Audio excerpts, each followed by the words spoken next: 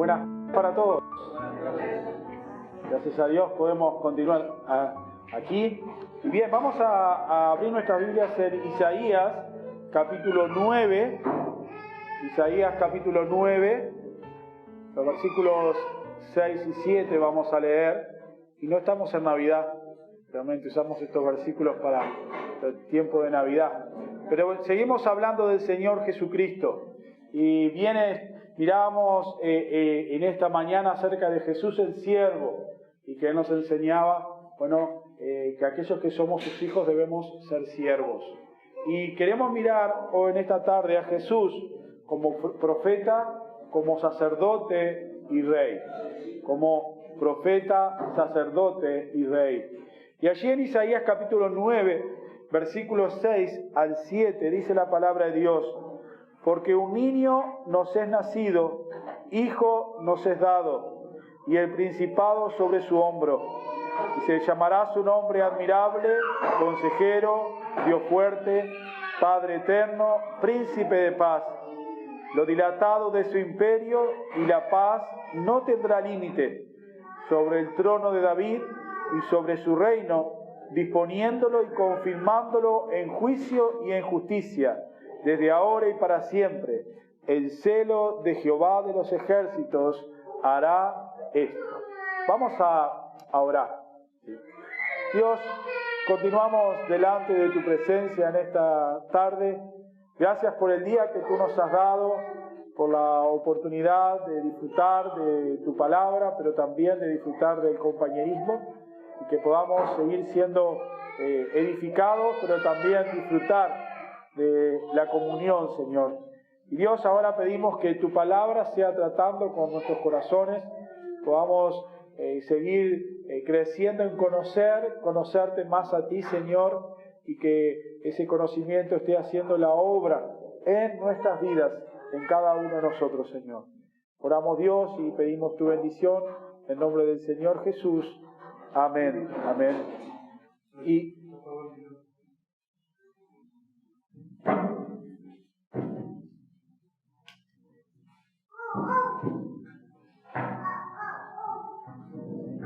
¿ahí está bien? Sí. Perdón. Bien, las profecías del Antiguo Testamento, ¿sí?, anuncian a la persona de Jesús como Mesías, que aquel Mesías que había de venir. Está un poquito alto, me parece. ¿Ahí? Hola. ¿Ahí? ¿Está bien? Porque me retumba aquí atrás por eso. Bien, sigo adelante. Bien, las profecías del Antiguo Testamento anuncian a la persona de Jesús, no solo como el Mesías que había de venir, aquel Mesías esperado, sino también en sus diferentes oficios.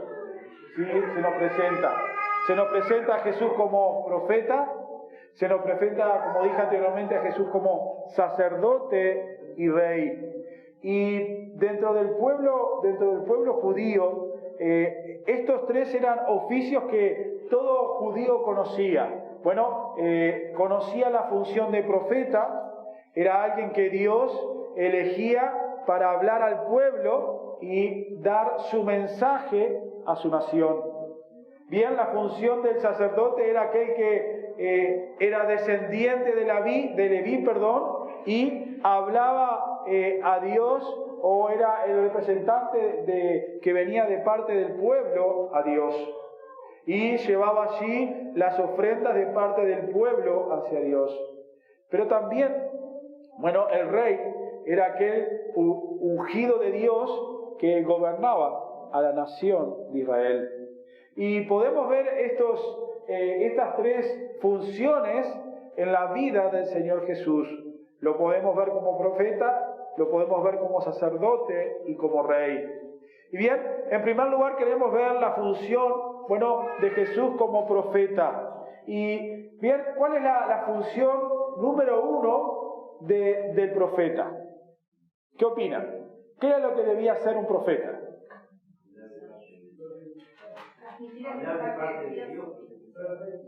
Profetizar, transmitir el mensaje de Dios. ¿Algo por acá dijo alguien más?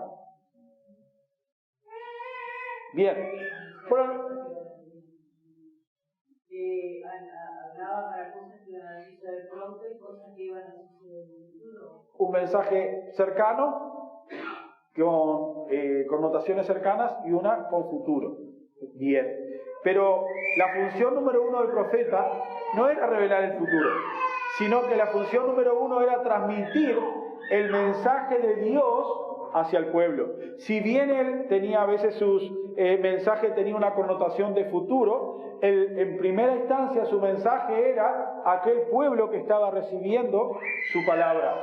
Y bien, el Señor Jesucristo llevó adelante también esta función, anunciando el mensaje de Dios hacia el pueblo.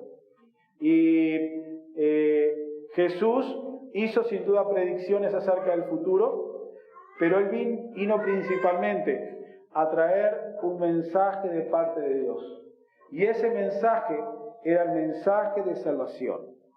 Era traer las buenas nuevas del Evangelio, ¿sí?, al pueblo, al hombre, para que por medio de la fe creyeran en Él como Señor y Salvador personal. Y una y otra vez Jesús afirmó que Él no había venido a la tierra para transmitir su mensaje.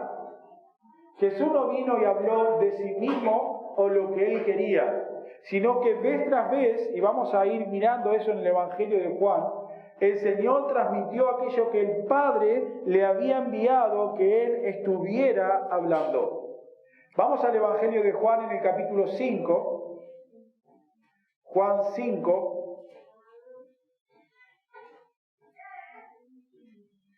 Otra de las cosas que ciertamente es una realidad, ninguno de los profetas que Dios levantó dieron su mensaje, ¿verdad? Isaías no daba su mensaje, sino el mensaje que Dios le daba para que diera al pueblo. Y bien, en este caso el Señor Jesucristo, mientras estuvo en la tierra, bien, repito, vez tras vez Él atestiguaba que Él trajo y dio el mensaje que el Padre le había dicho. En el capítulo 5 de Juan, versículo 19, dice: respondiendo entonces Jesús les dijo: de cierto os digo, no puede el Hijo hacer nada por sí mismo, sino lo que ve hacer al Padre, porque todo lo que el Padre hace, también lo hace el Hijo igualmente. En el capítulo 5, versículo 36, dice: mas yo tengo mayor testimonio que el de Juan, porque las obras que el Padre me dio para que cumpliese, las mismas obras que yo hago, dan testimonio de mí que el Padre me ha enviado. Bien, Jesús no solo no hizo nada, sino que no dio un mensaje que no fuera dado por el Padre a Él. Bien, en Juan capítulo 7, versículo 16, Jesús les respondió y dijo: mi doctrina no es mía, sino de aquel que me envió. Y bien, Jesús aquí en la tierra como profeta, repito, transmitió siempre el mensaje del Padre. Y el principal mensaje fue de parte de Dios, es el mensaje de salvación por medio de la fe. Y el pueblo de Israel, ¿sí?, había tenido diferentes profetas, grandes profetas, ¿verdad?, a los cuales aún el pueblo reverenciaba por su servicio, como por ejemplo Isaías. Y bueno, pero ellos esperaban un profeta superior, alguien que estaba por encima de aquellos profetas que ellos habían estado teniendo a través de la historia. Y le llamaban el profeta, porque este no era uno más, sino que era el esperado. Y bien, vayan conmigo a Deuteronomios capítulo 18. Deuteronomios capítulo 18. ¿Y por qué el pueblo esperaba con tanta seguridad a aquel profeta? Porque había sido prometido por Dios. Y ellos confiaban en la promesa de Dios. Dios dijo en Deuteronomio capítulo 18, versículos 18 y 19, lo siguiente: profeta le levantaré de en medio de sus hermanos como tú, y pondré mi palabra en su boca. y él les hablará todo lo que yo le mandare. Mas a cualquiera que no oyere mis palabras, que él hablare en mi nombre, yo le pediré cuenta. Y ciertamente, hermanos, en términos generales, no cualquiera podía ser de profeta. Había ciertos requisitos que debían ser cumplidos para que una persona pudiera ser un profeta del pueblo de Dios. En primer lugar, el profeta tenía que ser elegido y enviado por Dios. Y podemos ver en la Escritura, aquellos profetas que Dios levantaba. Dios los levantaba, Dios los elegía, Dios le daba un mensaje. Y uno de ellos conocemos es Jonás. Más allá de que Jonás en principio no quiso ir a donde quería, Dios le llamó, Dios le dio un mensaje, le dio una tarea para que él fuera a Nínive y predicara la palabra de Dios. Y bien, en el Evangelio allí de Juan, seguimos viendo Juan, dice allí y menciona en Juan capítulo 12, versículo 49, diciendo: porque yo no he hablado por mi propia cuenta, el Padre que me envió, Él me dio mandamiento de lo que he de decir y de lo que he de hablar. Un profeta tenía que ser elegido y enviado por Dios. Jesús fue obviamente elegido, fue enviado por Dios y fue dado un mensaje. En segundo lugar, un profeta tenía que revelar la voluntad de Dios. Y como dije anteriormente, la función primordial del profeta era revelar la palabra, el mensaje de Dios al pueblo. Y ni más ni menos, el Señor Jesucristo fue lo que hizo. Y repito, en varias oportunidades, y aquí en Juan, Jesús deja claro que no dio su mensaje, no estaba haciendo las cosas según su voluntad, sino lo que el Padre le había dicho que hiciera. Y allí en Juan capítulo 6, versículos 38 al 40, nuevamente allí nos dice la palabra de Dios. Versículo 38 dice: porque he descendido del cielo no para hacer mi voluntad, sino la voluntad del que me envió. Y esta es la voluntad del Padre, el que me envió, que de todo lo que me diere no pierda yo nada, sino que lo resucite en el día postrero. Y esta es la voluntad del que me ha enviado, que todo aquel que vea al Hijo y cree en Él tenga vida eterna, y yo le resucitaré en el día postrero. Jesús vino a revelar la voluntad del Padre. Vino a dar el mensaje que Dios le había dicho que hablara.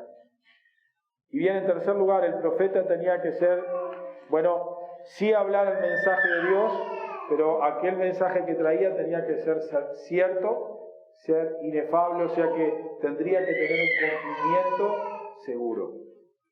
Y una de las maneras en que se identificaba un falso profeta era en que lo que decía no se cumpliera.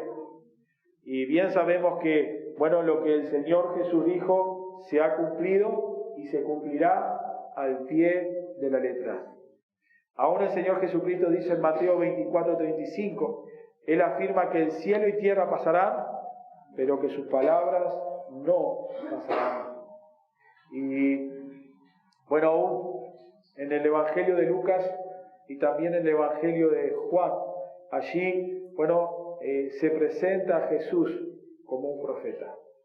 Por lo tanto, Jesús se presenta a nosotros en esa función de profeta.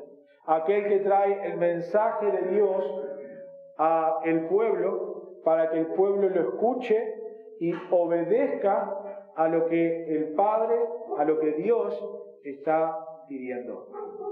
Por lo tanto, cada una de las palabras del Señor es lo que Dios quiere que nosotros sepamos.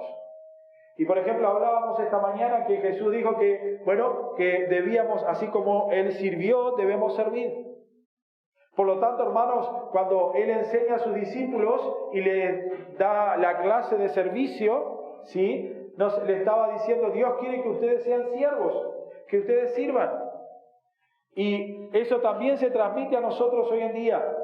El consejo, el mandamiento de Él es también hacia nosotros, porque es la propia palabra de Dios que nos dice que debemos servir. Cuando Jesús dice que nos debemos amar unos a otros, es la palabra de Dios el que nos está diciendo que debemos amarnos unos a otros. Porque Él nos ha dejado el consejo directo del Padre. Bueno, Jesús como profeta. Pero también otra de las cosas que vemos es Jesús desarrollando la función de sacerdote, de ese sumo sacerdote. Y bueno, en el Antiguo Testamento sabemos que Dios instituyó la función del sacerdote. Bueno, el objetivo del sacerdote era, bueno, poder representar al pueblo delante de Dios. Ese sacerdote, bueno, se presentaba delante de Dios llevando los sacrificios allí en un altar para perdón de los pecados del pueblo. En las diferentes ceremonias que Dios había establecido allí, era el sacerdote que se presentaba de parte del pueblo delante de Dios. Por ejemplo, vamos allí al Antiguo Testamento, al libro de Números. Y sabemos que esta función de sacerdote fue dado a Aarón y luego a los descendientes, a la tribu de Leví. Bien, leo Números capítulo 18, versículos 1 y 2. Dice: Jehová dijo a Aarón: tú y tus hijos y la casa de tu padre contigo llevaréis el pecado del santuario, y tú y tus hijos contigo llevaréis el pecado de vuestro sacerdocio, y a tus hermanos también, la tribu de Leví, la tribu de tu padre, haz que se acerquen a ti y se junten contigo, y te servirán. Y tú y tus hijos contigo serviréis delante del tabernáculo del testimonio. Y bien, como dije, el sumo sacerdote tenía la tarea de ofrecer sacrificios por el pueblo, sacrificios por el perdón de los pecados del pueblo. Aún podemos ver que el único que podía entrar al lugar santísimo, allí en el tabernáculo, en el templo, ¿sí?, una sola vez al año, era aquel sumo sacerdote. Vemos la descripción de esto allí en Levíticos capítulo 16. Pero para hacerlo, aquel sumo sacerdote tenía que purificarse, ofrecer sacrificios por sus propios pecados para poder presentarse delante de él. Y hermanos, vamos allí a Hebreos capítulo 5. Hebreos capítulo 5. Y allí tenemos el gran y maravilloso sumo sacerdote, el Señor Jesucristo. Y allí en el capítulo 5, versículo 1 al 4, dice la palabra de Dios. Dice: porque todo sumo sacerdote tomado de entre los hombres es constituido a favor de los hombres en lo que a Dios se refiere, para que presente ofrendas y sacrificios por los pecados, para que se muestre paciente con los ignorantes y extraviados, puesto que Él también está rodeado de debilidad, y por causa de ella debe ofrecer por los pecados, tanto por sí mismo como también por el pueblo. Y nadie toma para sí esta honra, sino el que es llamado por Dios, como lo fue Aarón. Bueno, allí el autor de Hebreos está haciendo referencia a aquellos sacerdotes del Antiguo Testamento. Bueno, la tarea que tenían, bueno, los sacrificios por sus propios pecados. Pero bien, allí el autor de Hebreos quiere llevar a aquellos receptores de la carta, que bien, llevarles a la figura de Jesús, de Cristo, aquel sumo sacerdote sin pecado. Bueno, Cristo, por ser santo en sí mismo, bueno, y viviendo una vida santa, Él, bueno, podía presentarse delante de la presencia del Dios Altísimo sin ofrecer sacrificios por sí mismo. Y Él fue el que pudo, bueno, dar su vida por rescate de los pecadores. Y una de las diferencias del sacerdocio de Cristo con la de los sacerdotes del Antiguo Testamento, Obviamente era el hecho que Él no tuvo que ofrecer ningún sacrificio por sus propios pecados, porque Él nació, vivió y murió sin pecado. Y obviamente su vida, fue impecable. Pero también vemos allí en Hebreos en el versículo 6 que dice, como también dice en el otro lugar, tú eres sacerdote para siempre según el orden de Melquisedec. Bueno, ¿qué otra diferencia podemos encontrar entre los sacerdotes del Antiguo Testamento y el sacerdocio de Cristo? Una era, Cristo era sin pecado en sí mismo, y la otra, bien, otra más, bien, otra más, sí, pero hay otra diferencia que yo leí recién. Perdón, porque no escuché. Ahí va. Él no era descendiente de Leví, sino que era sacerdote según el orden de Melquisedec. Otra de las diferencias, ¿no? No se necesitó ningún sacrificio más, ¿no? Porque era un sacrificio perfecto. Perfecto. Y bien, allí en el libro de Hebreos, allí estaba presentando el autor, repito, a aquellos hebreos judíos, el precioso sacerdocio de Cristo. Y bien, pensemos también nosotros ahora este hecho. Cristo fue ese sacerdote perfecto que fue en un momento sacerdote y sacrificio a la vez. Él no solo fue sumo sacerdote, sino que en cierto momento Él fue un sacrificio que dio su vida por nuestro rescate. Y como decía aquí el hermano, fue ese sacrificio perfecto. No hubo ni tuvo que seguir habiendo sacrificios. Pero bien, allí dice la palabra de Dios, en Romanos 8:34 dice, ¿quién es el que condenará?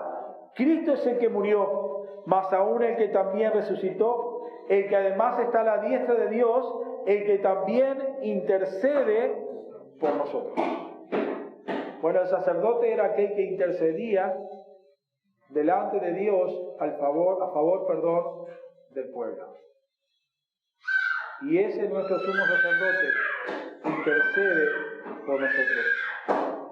Y desde aquel momento en que Cristo dio su vida allí en el cruz del Calvario como ese sacrificio, uno de los acontecimientos que pasó fue, recuerdan que se rompió allí aquello que separaba el lugar santo del lugar santísimo. Aquello que era esa puerta que impedía el acceso de la gente a aquel lugar santísimo donde únicamente el sumo sacerdote entraba, aquel velo fue rasgado. ¿Por qué? Porque ahora tenemos el maravilloso privilegio por medio de Cristo de venir delante de la presencia de Dios.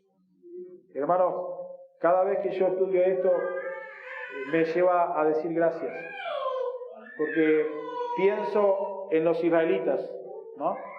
Y pensemos más o menos en aquella población que salió de Egipto, se dice que eran 2 millones más o menos. De esos 2 millones, solo uno, Aarón, podía estar delante de la presencia de Dios. Y una vez al año. ¿Sí? Pero ahora qué maravilloso es saber que cada día, por medio de la obra de aquel precioso sacerdote y sacrificio, podemos acceder libremente a la presencia de Dios. Y pensemos en Uruguay, ¿no? Más o menos la población. De todo el Uruguay, solo una persona podría hacerlo. Hipotético, ¿no? Pero hoy no es así. Y no solo todos podemos hacerlo, sino en cualquier momento, por medio de su obra, podemos presentarnos delante de Dios. Y pensando en esto, el autor de Hebreos dice en Hebreos capítulo 10, creo que es un pasaje que conocemos, Hebreos 10, versículo 19 al 23 dice: así que, hermanos, teniendo libertad para entrar en el lugar santísimo por la sangre de Jesucristo, por el camino nuevo y vivo que Él nos abrió a través del velo, esto es de su carne, y teniendo un gran sacerdote sobre la casa de Dios, acerquémonos con corazón sincero, en plena certidumbre de fe, purificados los corazones de mala conciencia y lavados los cuerpos con aguas puras. Mantengamos firmes sin fluctuar la profesión de nuestra esperanza, porque fiel es el que prometió. Y estas dos palabritas al principio que dice así que me hacía pensar, bueno, teniendo ustedes esto claro, hermanos, sabiendo cómo era en la antigüedad vuestros padres, no podían acercarse, pero ahora, luego de lo que Cristo ha hecho, ahora, bueno, podemos libremente venir delante de Dios, delante de Dios. Así que, hermanos, disfrutamos de estar y venir delante de la presencia de nuestro Dios. Bueno, aprovechamos, podemos decir, esta oportunidad de presentarnos delante de nuestro Padre en comunión, de edificar una comunión constante delante de Él. No tenemos que presentar ningún sacrificio, no tenemos ningún intermediario, podemos venir delante de Él. Y volviendo a lo que decía anteriormente, aquellos judíos, algunos querían seguir en sus rudimentos, querían seguir pensando en sus sacrificios, en la forma antigua. Y el autor claramente le dice, eso ya no va, tenemos algo mejor, poder estar delante de Él. Y bueno, sin duda, Jesús se nos presenta como ese sumo sacerdote. Pero en tercer lugar, Jesús, bueno, también cumplió la función de rey. Y bueno, en el Antiguo Testamento, allí en 2 de Samuel capítulo 7, bien Dios había anunciado al pueblo judío un rey descendiente del linaje de David, cuyo reinado sería eterno. 2 de Samuel capítulo 7, versículo 12 al 13. Y dice allí la palabra de Dios: y cuando tus días sean cumplidos y duermas con tu padre, yo levantaré de ti a uno de tu linaje, el cual procederá de tus entrañas, y afirmaré su reino.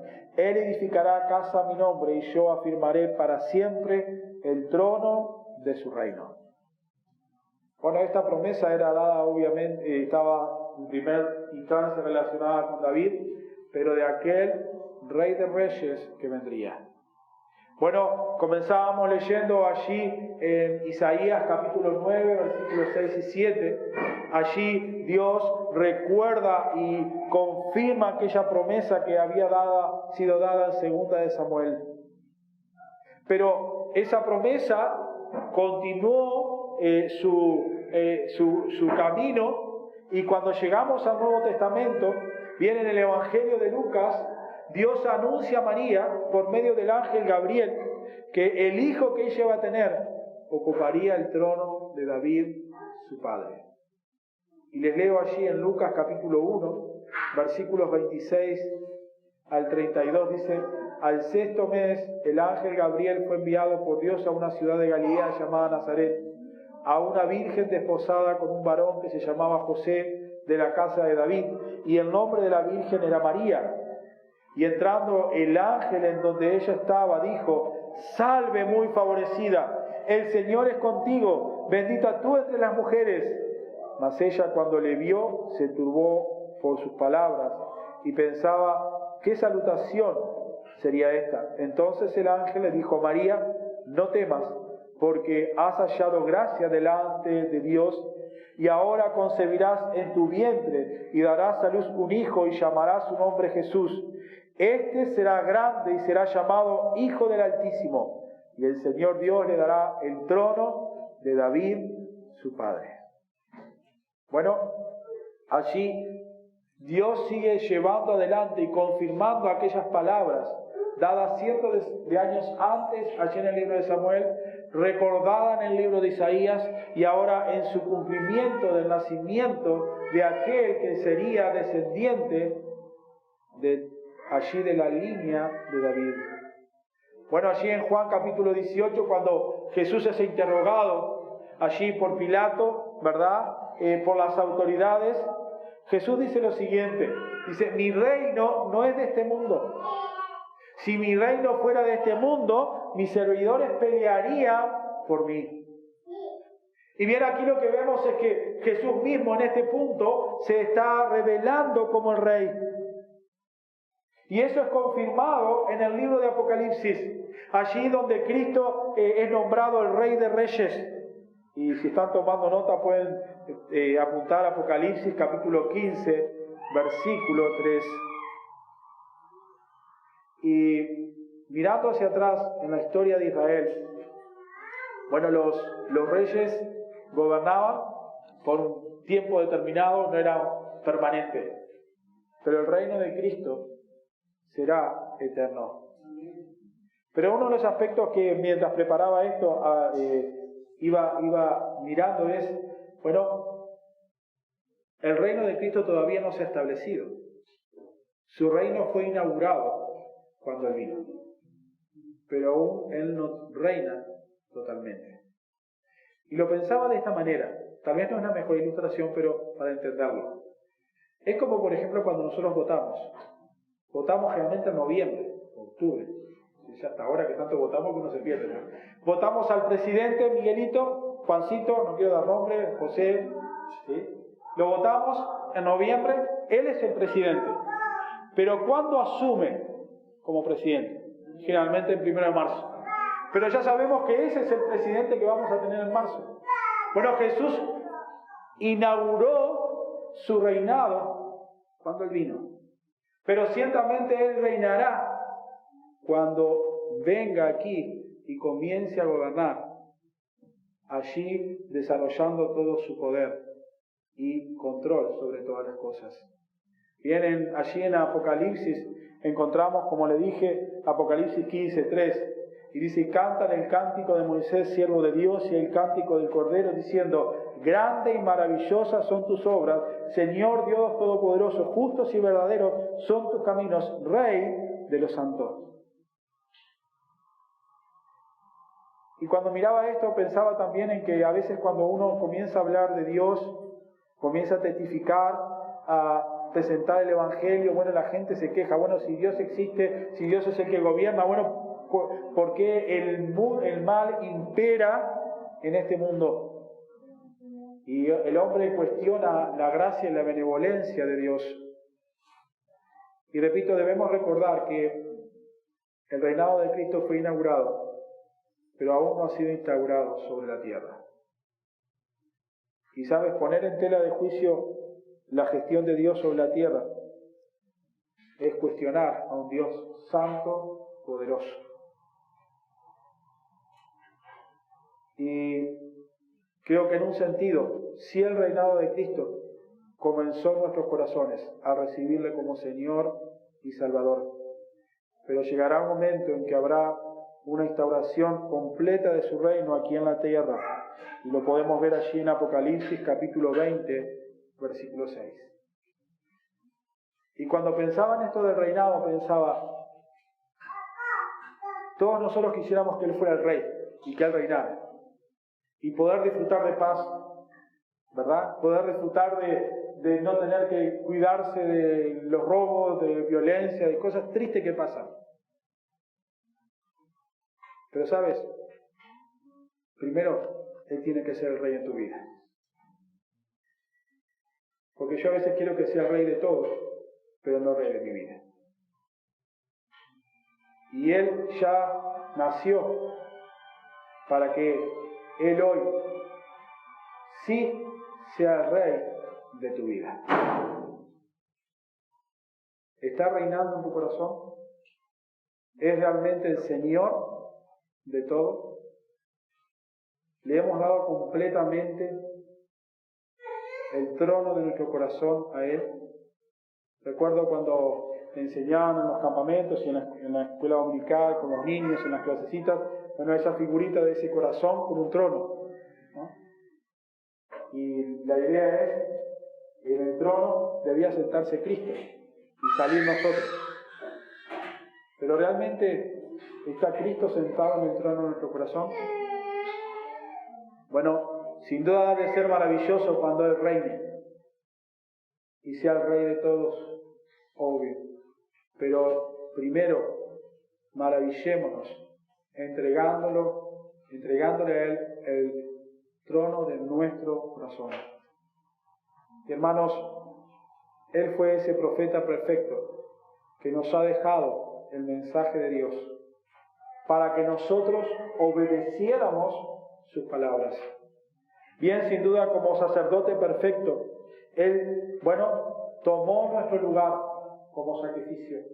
Y por medio de Él, hoy tenemos un acceso maravilloso para poder acercarnos delante de nuestro Dios libremente. Aprovechémonos, acerquémonos confiadamente. Y bien, como Rey de Reyes, que Él sea el Rey y Señor de nuestra vida. Y que no sea yo, sino que sea Cristo de nosotros. Y que podamos decir, Rey de Reyes y Señor de Señores, eres tú. Oremos. Señor, gracias por poder seguir aprendiendo, como decíamos, de tu palabra. Gracias por seguir aprendiendo de nuestro maravilloso y bendito Salvador Jesucristo. Y cómo no decirte gracias a ti por la obra que Él llevó adelante por nosotros aquí, cuando estuvo en la tierra. Pero aún por su obra que sigue haciendo, como dice allí, sigue intercediendo por nosotros. Gracias, Salvador Jesucristo. Gracias, Dios. Y Padre, obra sin duda en nuestros corazones para que